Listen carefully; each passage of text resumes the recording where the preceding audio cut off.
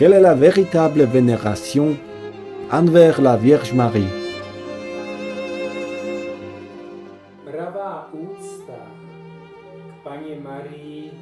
La véritable vénération de la Vierge Marie est celle qui est pleinement biblique et qui conduit au Christ.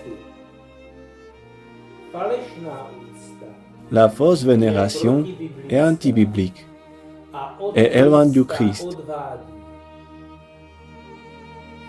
La Vierge Marie a dit d'elle-même: « Mais voici, je suis la servante, l'esclave du Seigneur ».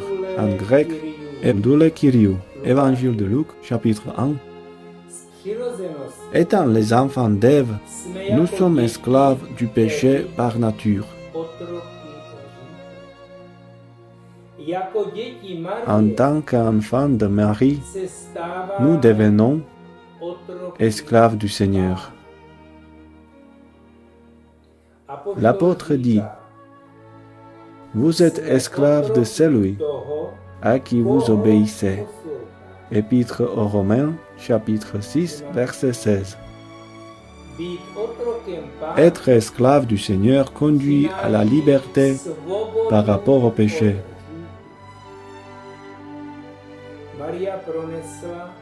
Marie a dit: « Mon âme magnifie le Seigneur, parce qu'il a regardé l'humilité de son esclave. » Et elle ajouta: « Désormais, toutes les générations m'appelleront bienheureuse. » Évangile de Luc, chapitre 1.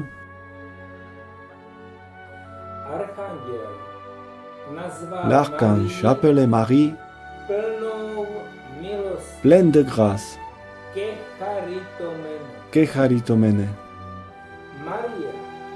Marie est pour nous le modèle de la foi.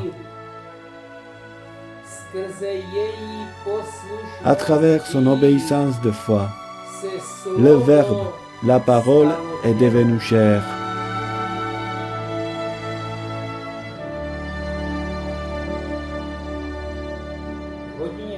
À l'heure de la mort, Jésus prononça les paroles de son testament aux disciples: « Voici ta mère. »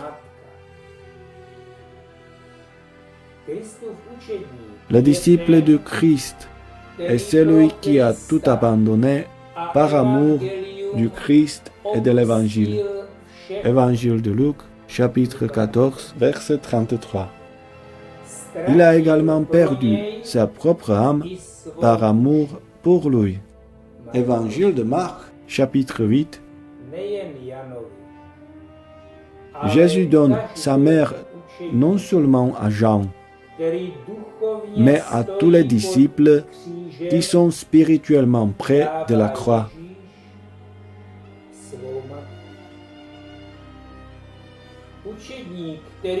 Le disciple qui l'a accueilli acquiert la dignité d'esclave de la servante du Seigneur. Voir Psaume 86, Psaume 116. Le péché et la mort sont arrivés à travers notre première mère, Ève.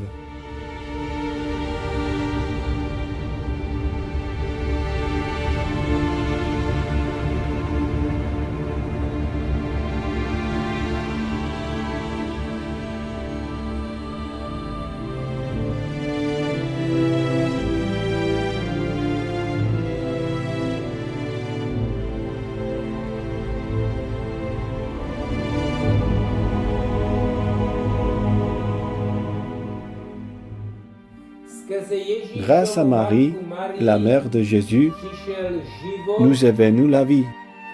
Jésus.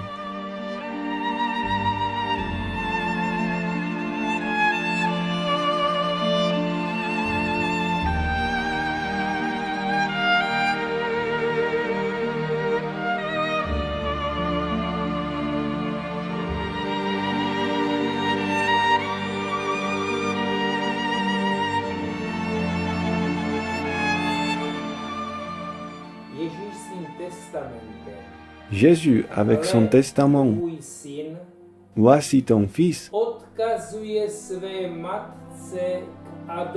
confie par adoption à sa mère les enfants de Dieu, qui naîtront par la foi.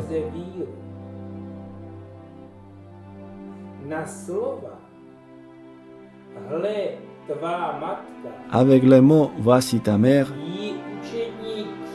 le disciple l'a accueilli non seulement pour lui-même, mais l'a accueilli en lui-même. En grec, eistaidia, en latin, in sua.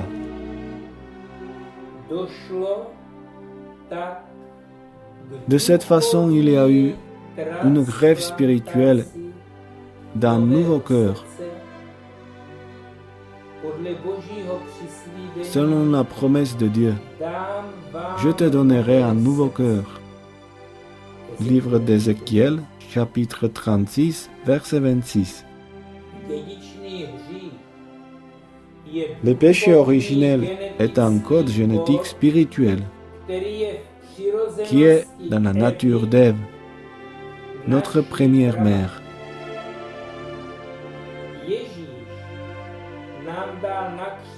Jésus, sur la croix, nous a donné sa mère Marie comme notre mère spirituelle.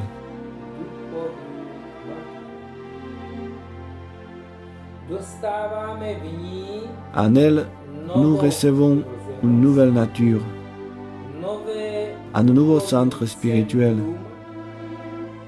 un nouveau cœur.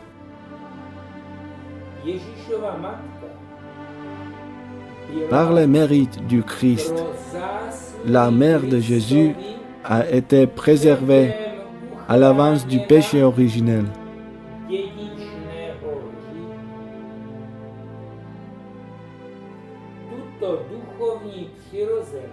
Cette nature spirituelle de notre nouvelle mère, nous ne l'héritons pas à travers la génération, mais nous l'accueillons par la foi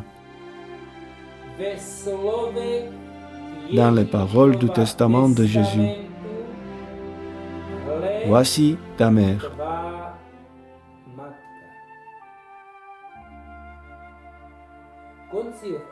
Le concile d'Éphèse en 431 proclamait Jésus est vrai Dieu et Marie est mère de Dieu. Theotokos.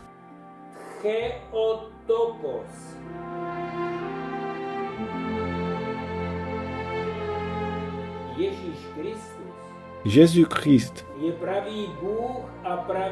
est vrai Dieu et vrai homme. Selon sa nature divine, Jésus est le Fils de Dieu le Père, étant de la même substance divine que le Père. Par sa nature humaine, il est le fils d'une mère et a la même nature humaine qu'elle.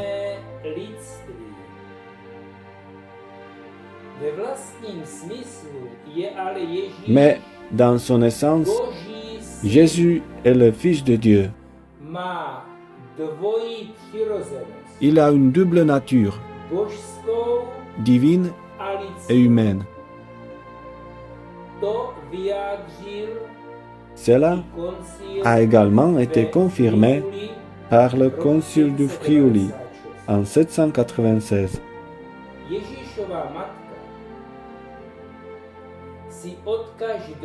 La mère de Jésus est pleinement digne d'une vénération spéciale par ceux qui ont accueilli Jésus. Toutes les générations m'appelleront bienheureuse. Évangile de Luc, chapitre 1, verset 48.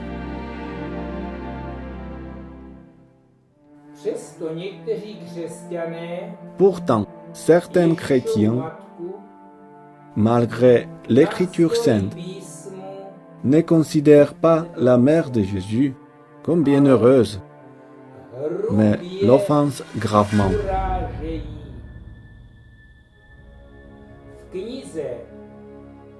Dans le livre de Pierre Wagner, Esprits territoriaux et en collectif,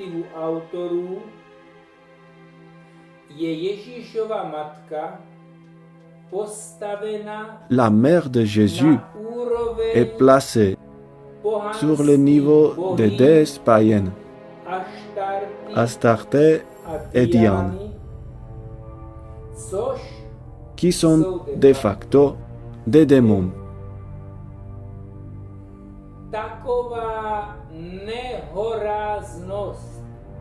Une telle erreur est un péché grave et un blasphème.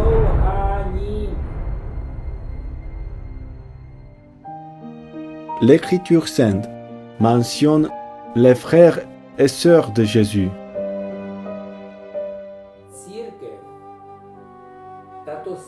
L'Église a toujours bien compris ces paroles,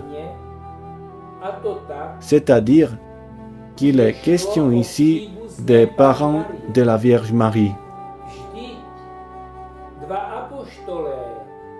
car les deux frères Jacques et Jude Thaddée, ainsi que leur frère Simon, plus tard évêque de Jérusalem, et Joseph, étaient les fils de Marie de Cléophas.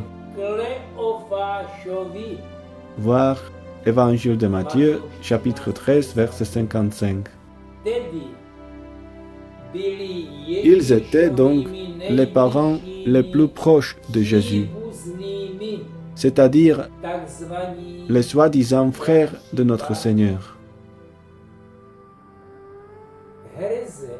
L'hérésie arienne a nié la divinité du Christ.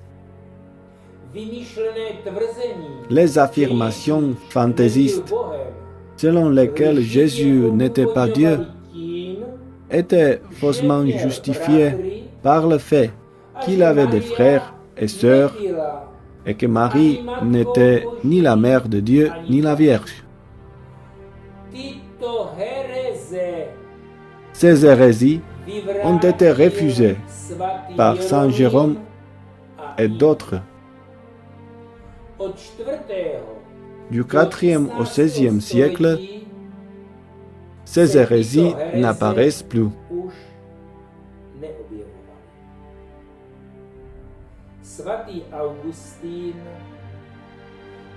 Saint Augustin a exprimé la foi de l'Église primitive avec ces mots. Marie était vierge avant, pendant et après la naissance de Jésus.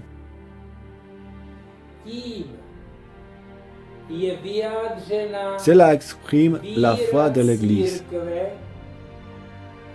Marie a non seulement conçu de manière miraculeuse, mais a aussi donné naissance de manière miraculeuse, et qu'elle est restée vierge tout au long de sa vie.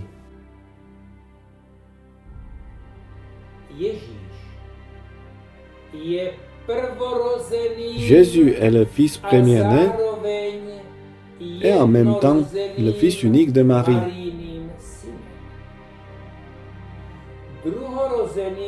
Les fils et les filles nés par après sont tous ceux qui ont accueilli Jésus et sont devenus fils de Dieu. Ils sont nés de Dieu. Évangile de Jean, chapitre 1, versets 12 et 13. Saint Louis de Montfort affirme qu'une fausse vénération de la Vierge Marie éloigne du Christ, évite le repentir et par conséquent dérive du diable. Quelle vénération le pseudo-pape François a-t-il envers la Vierge Marie?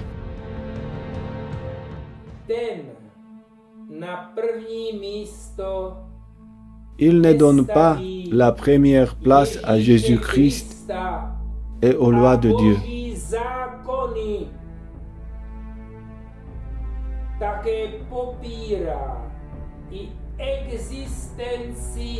En outre, il nie l'existence de principes moraux objectivement valables, soutient et couvre la sodomie, prêche les hérésies et promeut le satanisme païen à travers le synode amazonien.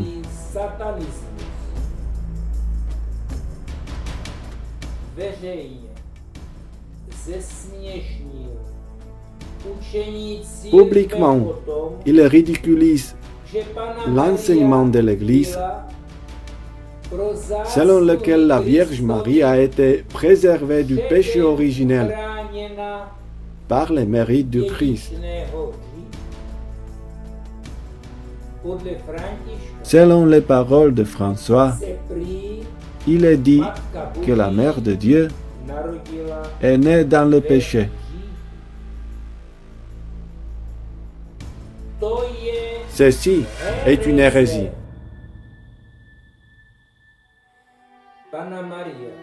La Vierge Marie, à travers ses paroles prophétiques à la Salette, à Lourdes ou à Fatima, a toujours invité au repentir.